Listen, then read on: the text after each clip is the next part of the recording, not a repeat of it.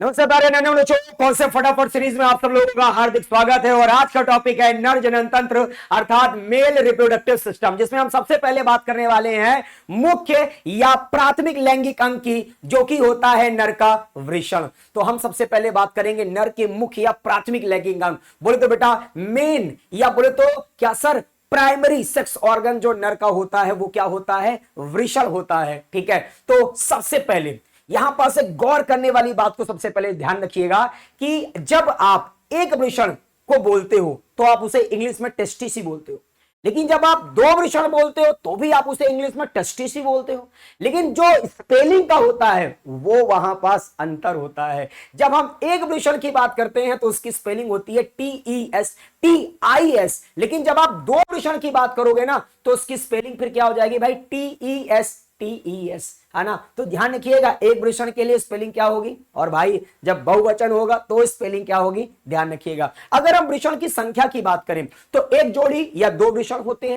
लंबाई जो होगी इसकी लगभग 4 से 5 सेंटीमीटर, चौड़ाई आपकी लगभग 2 से 3 सेंटीमीटर। अगर हम वृषण के भार की बात करें तो लगभग 15 से 25 ग्राम इसका भार होगा। और वृषण का रंग बेटा गुलाबी होता है। और गुलाबी सुनते ही सर एक गाना भी याद आ जाता है, गुलाबी आंखें जो मैंने देखी दीवाना ये दिल हो गया। ठीक है, तो भाई उस गाने से याद कर लेना। यस, आपके वृषण का रंग गुलाबी है। उत्पत्ति की अगर हम बात करें तो मीजोडर्म से इसकी उत्पत्ति होती है। ये आपके मेडिकल एग्जाम में आ भी चुका है। दोनों वृषण जो होते हैं वो एक छोटी थैली नुमा संरचना में स्थित होते हैं, जिसे हम लोग स्क्रोटम अर्थात वृषण कोष बोलते हैं।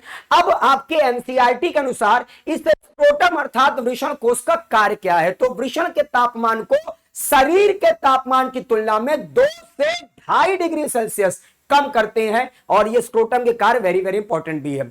अगर हम बात करें वृषण की आंतरिक संरचना, तो सबसे पहले जो वृषण के आवरण होंगे उसमें बाहर की तरफ आपको ट्यूनिका वेजिनेलिस, मध्य में ट्यूनिका एल्बुजिनिया और अंदर की तरफ ट्यूनिका वेस्कुलोसा मिलेगा। फिर अब जब आप वृषण को और बेटा देखोगे अच्छे से तो वृषण में आपको क्या मिलेंगे, टेस्टिकुलर लोब्यूल्स। तो ये जो वृषण में टेस्टिकुलर लोब्यूल्स होते हैं इनमें आपको मिलती है सेमिनिफरस टिब्यूल्स। और इसी सेमिनिफरस टिब्यूल्स में शुक्राणुओं का निर्माण होता है ना। शुक्राणुओं का निर्माण कहां होगा, सेमिनिफरस टिब्यूल में होगा। फिर यहां से शुक्राणु निकलकर जाते हैं ट्यूबुलाई रेक्टी में, ट्यूबुलाई रेक्टी से जाएंगे रीटी टेस्टिस में, रीटी टेस्टिस से जाएंगे वासा फ्रेंसिया में, वासा फ्रेंसिया से जाएंगे एपिडाइडमिस में, एपिडाइडमिस से जाएंगे वॉस डिफरेंस में। तो अगर हम शुक्राणुओं का जो मार्ग है इसकी बात करें तो शुक्राणुओं का मार्ग मतलब पैसेज ऑफ स्पर्म्स, तो देखिए सेमिनिफरस ट्यूब्यूल से निकल के जाएंगे ट्यूबुलाई रेक्टी, बोले तो हिंदी में सीधी नलिका, फिर जाएगा रीटी टेस्टिस में वृषण जालिका, वासाई फ्रेंसिया में फिर जाएगा। वासाई फ्रेंसिया का एक और नाम ध्यान रखिएगा क्योंकि ये आपके नीट एग्जाम में पूछा भी जा चुका है। इसका एक और नाम होता है एफ्रेंडक्ट्यूल, मतलब हिंदी में शुक्रवाहिका भी आप बोल सकते हो। फिर ये जाता है एपिडाइडमिस में। ठीक है, एपिडाइडमिस से जाएगा, मतलब हिंदी में बेटा क्या बोलते हैं एपिडाइडमिस को, अधिवृषण। अधिवृषण से जाएगा वॉश डिफरेंस मतलब शुक्रवाहक में, वॉश डिफरेंस से आपका जाएगा बेटा इजेकुलेटरी डक्ट स्खलन नलिका में, और फिर आपका किसमें जाता है सर, यूरेथ्रा, जिसको आप बोलते हैं बेटा मूत्र मार्ग, है ना। फिर आपके शिश्न के छिद्र से बेटा बाहर आ जाते हैं। अब जरा सा गौर करने वाली बात क्या है सर जो वृषण होता है ना इसमें आपको ठीक है जो आवरण मिलेगा। ठीक है, तो वृषण का जो आवरण है बेटा बाहरी को क्या बोलेंगे, ट्यूनिका वेजिनेलिस।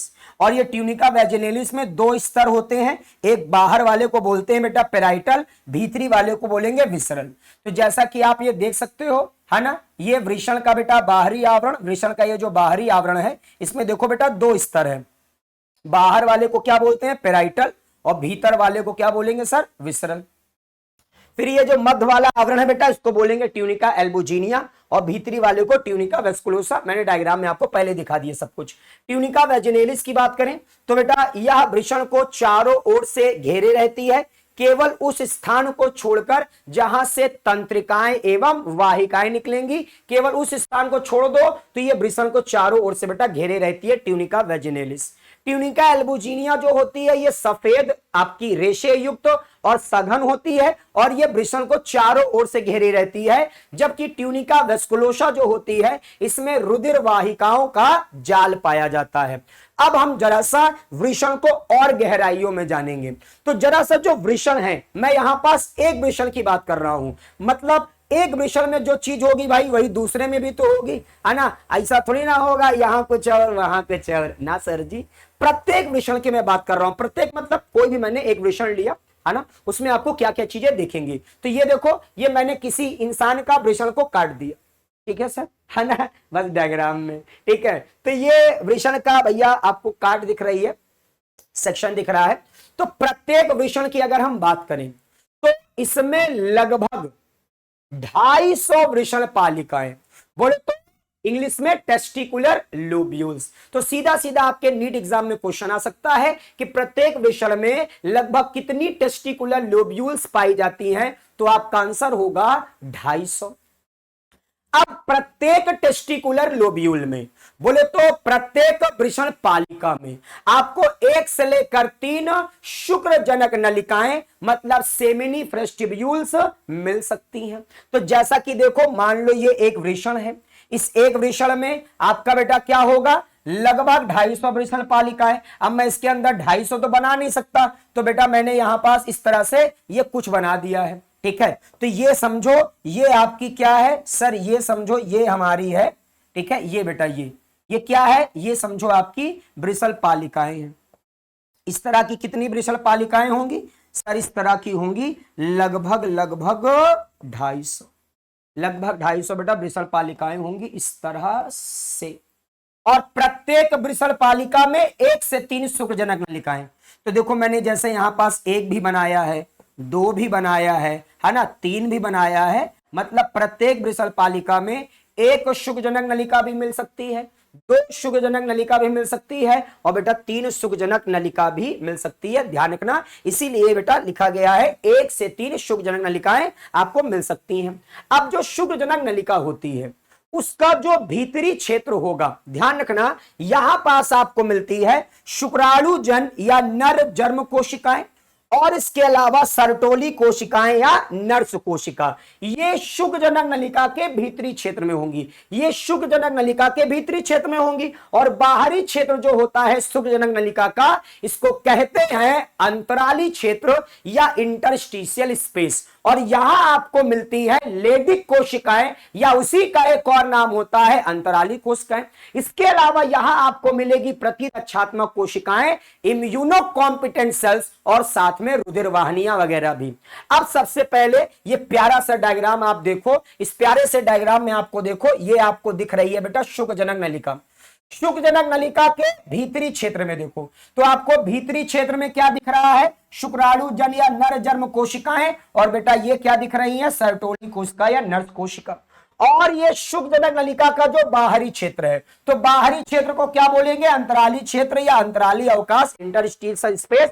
और यहां पास देखो आपकी बेटा, पहले तो ये देख लो लेडिक कोशिका या अंतराली कोशिकाएं, है ना, ये बाहरी क्षेत्र में। इसके अलावा प्रतिरक्षात्मक कोशिकाएं भी देख लो बेटा बाहरी क्षेत्र में, बताया था ना बाहरी क्षेत्र में बेटा, ये ध्यान रखना जरा सा। आगे देखो, अब शुक्राणुजन को इंग्लिश में क्या बोलते हैं, स्पर्मेटोगोनिया, और नर जर्म कोशिकाएं इंग्लिश में क्या कहलाती हैं, मेल जर्म सेल्स। इनका काम क्या है बेटा, ये जो शुक्राणुजन या नर जर्म कोशिकाएं हैं, इनमें आगे चलकर बेटा, ठीक है, जब अर्धसूत्री विभाजन वगैरह कंप्लीट हो जाएगा तो आगे चलकर बेटा क्या होता है, शुक्राणुओं का निर्माण होता है। तो शुक्राणुओं का निर्माण कौन सी कोशिकाओं से होगा, शुक्राणुजन या नर जर्म कोशिकाओं से। अब सर्टोली कोशिकाएं या नर्स कोशिकाएं क्या करती हैं, तो सर्टोली कोशिकाएं या जो नर्स कोशिकाएं होती हैं, इनका एक और भी नाम बेटा सुन लो, सस्टेंकुलर सेल्स या सपोर्टिंग सेल्स। ये क्या करेंगी, जर्म कोशिकाओं को पोषण प्रदान करेंगी, इसके अलावा मरे हुए, है ना, यस, एवं क्षतिग्रस्त शुक्राणुओं का भक्षण भी करती हैं। इसके अलावा सर्टोली कोशिकाओं से प्रोटीन हार्मोन इनहिबिन निकलता है,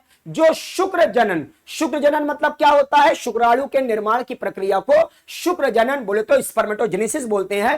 तो स्पर्मेटोजेनेसिस को नियंत्रित करने वाले अन्य हार्मोन्स की क्रिया का नियमन करेगा कौन बेटा, इनहिबिन हार्मोन। और ये इनहिबिन हार्मोन कहां से निकलता है, सर्टोली कोशिकाओं से। सर्टोली कोशिकाओं से इसके अलावा आपका बेटा एसएमएफ, आपका बोले तो शुक्राणु परिपक्वन कारक, स्पर्म मैच्योरेशन फैक्टर, और स्पर्म मैच्योरेशन फैक्टर आपके शुक्राणु के परिपक्वन में सहायता करेगा। रखिएगा। इसके अलावा एंटी मुलेरियन कारक भी आपकी सर्टोली कोशिका से निकलता है और एंड्रोजन बाइंडिंग प्रोटीन भी जो है आपके सर्टोली कोशिका से ही निकलता है, ध्यान रखना।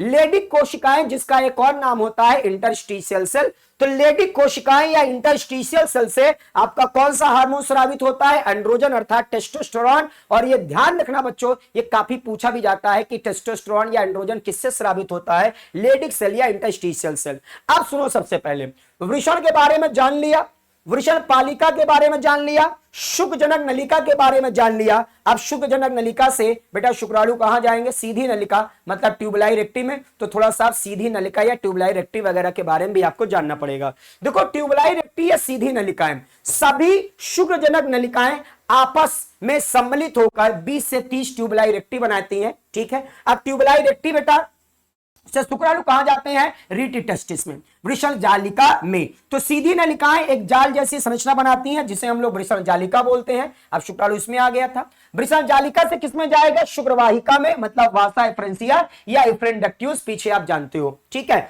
तो वृषण के ऊपरी पृष्ठ सतह से ये बाहर निकल रही है, ये देखो, ये वृषण से बेटा है ना बाहर निकल रही है आपकी शुक्रवाहिका, ठीक है। अब इसमें आ गया शुक्राणु। और अब देखो, ये जो आपकी वासा एफरेंसिया है, इस वासा एफरेंसिया से किसमें जाएगा? अधिवृषण में। तो अब हमें क्या पढ़ना है? अधिवृषण। तो अधिवृषण को इंग्लिश में क्या बोलते हैं? एपिडाइडमिस। सभी शुक्रवाहिकाएं एक अत्यधिक कुंडलित नलिका में खुलती हैं। ये जो आपका एपिडाइडमिस होता है, ये अत्यधिक कुंडलित नलिका होती है और इसमें अब आपके शुक्राणु आ जाएंगे। और खरगोश की बात करो तो इसकी बेटा लंबाई जो है एपिडाइडमिस की 3 मीटर, ठीक है। खरगोश में 3 मीटर लंबी बेटा एपिडाइडमिस और मनुष्य में 6 मीटर लंबी आपकी एपिडाइडमिस होती है, ठीक है। यस, अब इसमें शुक्राणु आ गए। तो एपिडाइडमिस में ध्यान रखिएगा 3 भाग। सबसे पहले ऊपरी भाग को कैपट, मध्य भाग को कॉर्पस, निचला भाग को काउडा। तो देखिए, ऊपरी भाग को कैपट, मध्य भाग को कॉर्पस और ये जो आपका निचला भाग है उसको बोलते हैं काउडा, ठीक है। और आगे चलकर जरा सा ध्यान सुनिएगा कि अधिवृषण मतलब एपिडाइडमिस के कार्य भी आपसे नीट एग्जाम में पूछा जा सकता है। तो इसमें शुक्राणुओं का संग्रह एवं शुक्राणुओं का क्या होता है? परिपक्वन, ये काफी आपसे पूछा भी जाता है। अब शुक्राणु किसमें आएंगे बेटा? शुक्रवाहक अर्थात वॉस डिफरेंस में। तो अधिवृषण का जो काउडा वाला भाग होता है वो शुक्रवाहक के रूप में वृषण कोश से बाहर निकलकर आपका उदर गुहा में प्रवेश करेगी।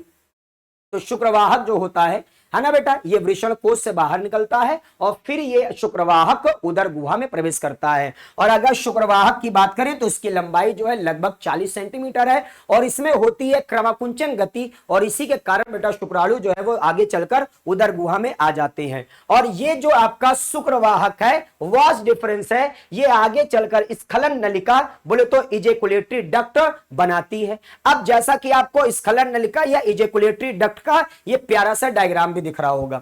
देखो, इजेकुलेटरी डक्ट में शुक्रवाहक मतलब वास डिफरेंस होता है और साथ साथ शुक्राशय मतलब सेमिनल वेसिकल।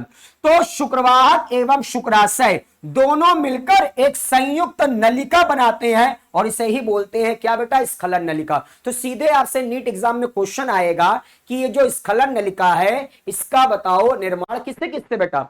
तो स्खलन नलिका देखो, शुक्रवाहक और शुक्राशय ये दोनों बेटा मिलकर एक संयुक्त नलिका बना रहे हैं और इसी संयुक्त नलिका को क्या बोलेंगे बेटा? स्खलन नलिका या इजेकुलेटरी डक्ट। फिर आते हैं जरा सा मूत्र मार्ग पर। देखो, मूत्र मार्ग जो है वो शिश्न के शिखर पर स्थित मूत्र जनन छिद्र से बाहर खुलता है, ठीक है। क्योंकि आपको पता है स्खलन नलिका से शुक्राणु कहां जाते हैं? मूत्र मार्ग में, है ना, मूत्र मार्ग में, ठीक है। अगर हम बात करें नर के मूत्र मार्ग की तो इसकी लंबाई लगभग 20 सेंटीमीटर और मादा में मूत्र मार्ग की लंबाई बेटा लगभग 4 सेंटीमीटर। नर में मूत्र मार्ग से मूत्र भी आता है और भैया वीर्य भी बाहर आता है और इसीलिए आप इसे मूत्र जनन नलिका या यूरिनोजेनिटल डक्ट भी कह सकते हो। अगर हम मूत्र मार्ग के देखो भाग की बात करें तो मूत्र मार्ग में आपको 3 भाग दिखाई देगा। एक कहलाता है प्रोस्टेटिक यूरेथ्रा, एक कहलाता है मेम्ब्रेनस यूरेथ्रा, एक कहलाता है पिनाइल और स्पॉन्जी यूरेथ्रा। जो आपका प्रोस्टेटिक यूरेथ्रा है लंबाई बेटा लगभग 2 से 3 सेंटीमीटर, इसकी लंबाई बेटा लगभग 1 सेंटीमीटर और इसकी लंबाई बेटा लगभग 16 से 17 सेंटीमीटर, है ना। तो जरा सा ये आप डायग्राम देख लो, ये है बेटा मूत्र मार्ग, ठीक है। ये जो नर में पाई जाती है प्रोस्टेट ग्लैंड। तो ये जो नर में प्रोस्टेट ग्लैंड है, यहां पास जो आपको दिख रहा है बेटा मूत्र मार्ग वाला भाग, इसको बोलते हैं प्रोस्टेटिक यूरेथ्रा।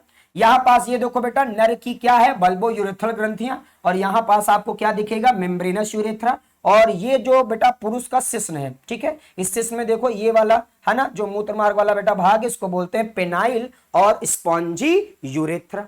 ठीक है, अब जरा सा बात कर लेते हैं सहायक लैंगिक ग्रंथियां।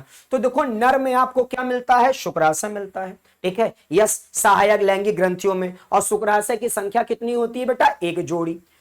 पुरस्थ ग्रंथि या प्रोस्टेट ग्रंथि है ना, ये भी नर की बेटा क्या है, सहायक लैंगिक ग्रंथियां हैं, लेकिन ये आपकी केवल एक होती है, ये जोड़ी में नहीं पाई जाती। लेकिन जो कंद मूत्रपथ ग्रंथियां हैं या बल्बो यूरेथ्रल ग्रंथियां हैं, या इसी को हम लोग काउपर की ग्रंथियां भी बोलते हैं, ये भी आपका क्या होता है, एक जोड़ी होता है। तो नीट एग्जाम में क्वेश्चन पूछा जा सकता है कि नर की कौन सी सहायक लैंगिक ग्रंथियां जोड़ी में नहीं पाई जाती, तो उसका आंसर होगा पुरस्थ ग्रंथि। ठीक है, क्योंकि ये शुक्राशय और ये वाली बेटा आपकी कंद मूत्रपथ ग्रंथियां ये तो जोड़ी में पाई जाती हैं, जोड़ी में पाई जाती हैं, लेकिन पुरस्थ ग्रंथि प्रोस्टेट ग्रंथि जोड़ी में नहीं पाई जाती। अच्छा, एक वेरी वेरी इंपॉर्टेंट बेटा आपसे पूछा जा सकता है कि ये जो शुक्राशय है, ठीक है, और प्रोस्टेट ग्रंथि है और काउपर की ग्रंथि है, ये तीनों बेटा मिलकर क्या कहलाती हैं, सहायक जनन ग्रंथियां, और इनसे निकलता है तरल पदार्थ। इनसे जो तरल पदार्थ निकलता है उसको बोलते हैं सेमाइनल प्लाज्मा। और जब इस सेमाइनल प्लाज्मा में आपके क्या उपस्थित होते हैं, शुक्राणु। तो जब सेमाइनल प्लाज्मा में शुक्राणु उपस्थित होते हैं तो इसी को हम लोग क्या बोल देते हैं, वीर्य अर्थात सीमेन। तो सीमेन में जरा सा ध्यान रख लेना क्या क्या चीज बेटा, सेमाइनल प्लाज्मा एवं शुक्राणु। ठीक है, यस, और सेमाइनल प्लाज्मा बेटा ध्यान रखना, सेमाइनल प्लाज्मा मतलब सहायक जनन ग्रंथियां जो नर की हैं, जैसे शुक्राशय, प्रोस्टेट ग्रंथि, काउपर की ग्रंथियां, इनसे जो तरल पदार्थ निकलता है उसे ही बोलते हैं सेमाइनल प्लाज्मा। उसमें जब शुक्राणु आपके उपस्थित है तो भैया उसको आप बोल दोगे वीर्य सीमेन। ठीक है, प्यारा चित्र में देख सकते हो, वीर्य सीमेन। ठीक है, आगे देखो, अब हम बात करते हैं शिश्न की संरचना की। तो शिश्न का जो आगे का भाग है वो फूला हुआ होता है ना, जिसको हम लोग बोलते हैं शिश्न मुंड या ग्लैंस पेनिस। जैसा कि आप देख सकते हो ये शिश्न का आगे का भाग फूला हुआ है, इसको हम लोग क्या बोलेंगे, ग्लैंस पेनिस। ठीक है, और आप जरा सा यहां पर ध्यान से देखो, इस ग्लैंस पेनिस के ऊपर एक त्वची वलन का आवरण, मतलब ये जो ग्लैंड पेनिस होता है इसके ऊपर बेटा त्वचा का एक आवरण पाया जाता है, जिसको हम बोलते हैं शिश्नाग्र या इंग्लिश में प्रीप्यूस या फोरस्किन। अगर हम शिश्न की बात करें तो शिश्न में क्या होता है, इरेक्टाइल ऊतक होता है सर, और ये इरेक्टाइल ऊतक में ध्यान रखना कोर्पोरा केवर्नोसा और कॉर्पस स्पॉन्जियोसम। जो आपका कोर्पोरा केवर्नोसा है इसकी संख्या 2 या 1 जोड़ी है, ये आप देख सकते हो, ये आपके शिश्न में पाया जाने वाला इरेक्टाइल ऊतक है कोर्पोरा केवर्नोसा। ठीक है, और इसके अलावा ये शिश्न के अंत तक नहीं पहुंचता, ये केवल यहीं तक होता है। लेकिन जो कॉर्पस स्पॉन्जियोसम है इसकी संख्या 1 है, ये जो हरे रंग से दिखाया है ये कॉर्पस स्पॉन्जियोसम है, और कॉर्पस स्पॉन्जियोसम जो है ये मूत्र मार्ग के चारों ओर, यहां देखो ये आपका मूत्र मार्ग है ना, ये आपका मूत्र मार्ग है, और इसके चारों ओर क्या दिख रहा है, कॉर्पस स्पॉन्जियोसम जो मैंने हरे रंग से दिखाया है, और ये फूलकर ग्लैंस पेनिस बनाता है। तो ये देखिए ये आपका कॉर्पस स्पॉन्जियोसम फूलकर क्या बना लिया है बेटा, ग्लैंस पेनिस। ठीक है, जब हम शिश्न के कार्य की बात करें तो शिश्न का कार्य क्या होता है बेटा, वीर सेचन मतलब इंसेमिनेशन। ठीक है, तो संभोग के दौरान, ठीक है, जो पुरुष का शिश्न होगा वो स्त्री की योनि में प्रवेश करेगा, और जब पुरुष का शिश्न स्त्री की योनि में प्रवेश करेगा तो पुरुष के शिश्न से जो वीर है वो कहां पहुंच जाएगा, स्त्री की योनि में। ठीक है, तो शिश्न से वीर कहां पहुंच गया, स्त्री की योनि में, इसको बोलते हैं इंसेमिनेशन। ठीक है, यस। तो यहां तक सारी चीजें भाई जल्दी जल्दी फटाफट कमेंट करके बताना कैसा लगा। वीडियो अच्छी लगी हो तो लाइक जरूर करिएगा, इसे अपने सभी दोस्तों के साथ शेयर करिएगा, और आप सब लोग अपना खूब ख्याल रखिएगा। जय हिंद, जय Bharat, take care, take care.